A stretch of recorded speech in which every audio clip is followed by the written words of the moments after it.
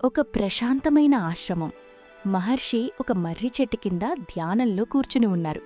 అక్కడికి అఖిల్ చాలా విసుగ్గా చేతిలో ఫోన్ పట్టుకుని వచ్చాడు. ఎందుకో జీవితం మీద వాడికి క్లారిటీ లేదు. మహర్షి కళ్ళు తెర్చి వాణ్ణి చూసి చిరునవ్వు నవ్వారు. ఏం నాయనా, చాలా గందరగోళంగా ఉన్నావ్ అని అడిగారు. అఖిల్ ఒక నిట్టూర్పు విడిచి, స్వామీ, మా ఇంట్లో పొద్దున్న లేస్తే చాలు అది చెయ్యి, ఇది చెయ్యకు, పూజ చెయ్యి, సంప్రదాయమంటూ ప్రాణాలు తీస్తున్నారు. ఏంటి ఈ పాతకాలపు పద్ధతులు? నా వల్ల కావడం లేదు. ఏమైనా అంటే సనాతన ధర్మం అంటారు. అసలు వీటన్నిటివల్ల ప్రాక్టికల్ యూజ్ ఏముంది? ఈ కాలానికి ఇవి ఎలా సెట్ అవుతాయి? నాకు లాజికల్గా చెప్తేనే నమ్ముతాను అన్నాడు కాస్త వితండవాద ధోరణిలో. మహర్షి ప్రశాంతంగా నవ్వి, తప్పకుండా చెప్తానఖిల్, నువ్వు వాడుతున్న ఆ స్మార్ట్ ఫోన్ ఒకసారి ఇటివ్వు అన్నారు. అఖిల్ ఆశ్చర్యపోతూనే ఫోనిచ్చాడు. మహర్షి ఫోన్ చేతిలోకి తీసుకుని, అఖిల్, ఈ ఫోన్ని నువ్వు ఎలా పడితే అలా వాడతావా, లేదా దానికి కొన్ని పద్ధతులుంటాయా అని అడిగారు. దానికి కొన్ని రూల్స్ ఉంటాయి స్వామీ. ఛార్జింగ్ కరెక్ట్గా పెట్టాలి, నీళ్లలో పడేయకూడదు, వైరస్ రాకుండా చూసుకోవాలి, లేదంటే ఫోన్ పాడైపోతుంది అన్నాడు అఖిల్ క్యాజువల్గా. మహర్షి నవ్వి, కరెక్ట్, ఈ ఫోన్ సృష్టించిన కంపెనీ అది బాగా పనిచేయడానికి ఒక యూజర్ మాన్యువల్ ఇస్తుంది.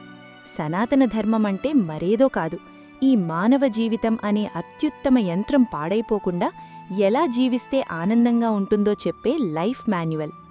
సనాతన అంటే నిన్న మొన్న వచ్చింది కాదు, ఎప్పటికీ ఉండేది, శాశ్వతమైనది అనర్థం. ధర్మం అంటే ధరింపజేసేది, అంటే ఏ నియమాలు సమాజాన్ని, నిన్ను కాపాడుతాయో అది.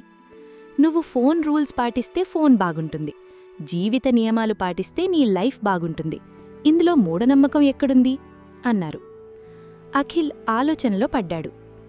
సరే స్వామీ, పొద్దున్న లేచి సూర్యుడికి నమస్కారం పెట్టాలంటారు, పూజలు చెయ్యమంటారు, ఇవన్నీ టైం వేస్ట్ కాదా అని అడిగాడు అఖిల్.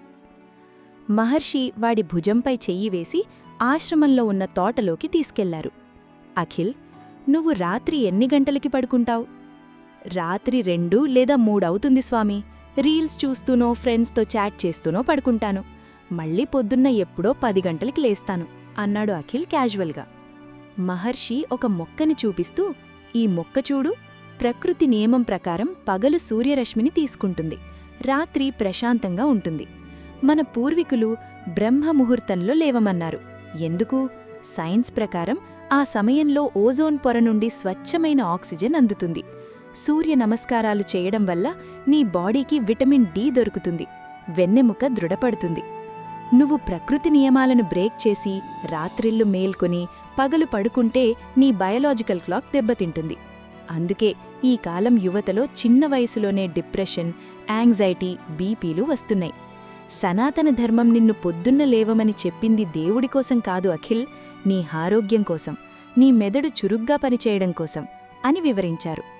అఖిల్ ముఖంలో మార్పు మొదలైంది. అయితే స్వామీ, మరి కర్మ అంటారు కదా, మనం చేసే పనులకి దేవుడు శిక్షిస్తాడు అనడం నిజమేనా అని కాస్త గట్టిగా అడిగాడు.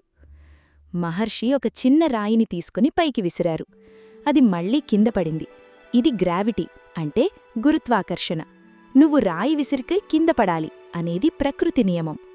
అలాగే కర్మ సిద్ధాంతం అనేది లైఫ్ యాక్షన్ అండ్ రియాక్షన్ చట్టం. నువ్వు ఈరోజు జంక్ ఫుడ్ తింటే రేపు నీ పొట్ట ఖరాబవుతుంది. నువ్వు ఈరోజు ఎవరినీ మోసం చేస్తే రేపు సమాజం నిన్ను నమ్మదు. నువ్వు ప్రకృతిని నాశనం చేస్తే గ్లోబల్ వార్మింగ్ రూపంలో ప్రకృతి నిన్ను దెబ్బతీస్తుంది. ఇక్కడ దేవుడు ప్రత్యేకంగా వచ్చి నిన్ను శిక్షించడు. నీ కర్మలే, అంటే చేసే పనులే ఫలితంగా మారి నిన్ను చేరతాయి. సనాతన ధర్మం ఏం చెప్తుందంటే, సమస్త జీవుల్లోనూ ఉన్న ప్రాణం ఒక్కటే, కాబట్టి దేనికి హాని చెయ్యకు. నువ్వు సమాజానికి మంచిస్తే నీకు మంచే తిరిగొస్తుంది అని చెప్తుంది. ఇది ప్రాక్టికల్ కాదా అని ప్రశ్నించారు మహర్షి. అఖిల్కి ఒక్కసారిగా కనువిప్పు కలిగింది. తను ఇంతకాలం సంప్రదాయాలను ఒక భారంగా, అర్థంలేని ఆచారాలుగా చూశాడు. కాని దాని వెనుక ఉన్నది జీవన విధానం, వే ఆఫ్ లైఫ్ అని అర్థమైంది. మహర్షి అఖిల్ వైపు చూస్తూ ఇలా అన్నారు, నాయనా అఖిల్, సనాతన ధర్మమంటే కేవలం గుడిలోకి వెళ్లడం, విభూతి పెట్టుకోవడం మాత్రమే కాదు. నీకు జన్మనిచ్చిన తల్లిదండ్రులను, అన్నం పెట్టే భూమిని, వెలుతురిచ్చే సూర్యుణ్ణి గౌరవించడం, నీ మనసుని, ఇంద్రియాలను నీ కంట్రోల్లో ఉంచుకోవడం. ఒక కొడుగ్గా, ఒక పౌరుడిగా నీ బాధ్యతను నువ్వు సరిగ్గా నిర్వర్తించడం. ఏ పద్ధతి అయితే మనిషిని జంతువులా మారకుండా ఉన్నతంగా తీర్చిదిద్దుతుందో అదే సనాతన ధర్మం. ఫ్యాషన్ పేరుతో, మోడర్న్ పేరుతో నీ మూలాలను కట్ చేసుకుంటే వేళ్లు లేని చెట్టులా నువ్వు కూలిపోతావు. మూలాలను గౌరవిస్తూ ఆధునిక ప్రపంచంలో ఎదుగు, అప్పుడు నిన్ను ఎవ్వరూ ఆపలేరు. మహర్షి మాటలకు అఖిల్ కళ్లల్లో నీళ్లు తిరిగాయి. ఫోన్ని పక్కన పెట్టి మహర్షి పాదాలకు నమస్కరించాడు. స్వామీ, నా అజ్ఞానాన్ని క్షమించండి. నా లైఫ్ని రీసెట్ చేసుకోవడానికి ఈరోజే సరైన ముహూర్తం. రేపటి నుండి కాదు, ఈ క్షణం నుండే నా ధర్మాన్ని, నా బాధ్యతను తెలుసుకుని బ్రతుకుతాను అని దృఢంగా చెప్పాడు. మహర్షి వాణ్ణి దీవిస్తూ, విజయం నీదే నాయనా అన్నారు. సనాతన ధర్మమనేది ఒక మతం కాదు, అది జీవన సూత్రం. రూల్స్ లేని గేమ్ ఎలా అట్టర్ ఫ్లాప్ అవుతుందో, ధర్మం లేని జీవితం కూడా అలాగే నాశనమవుతుంది. మన సంస్కృతిని గౌరవిద్దాం, బాధ్యతగా జీవిద్దాం.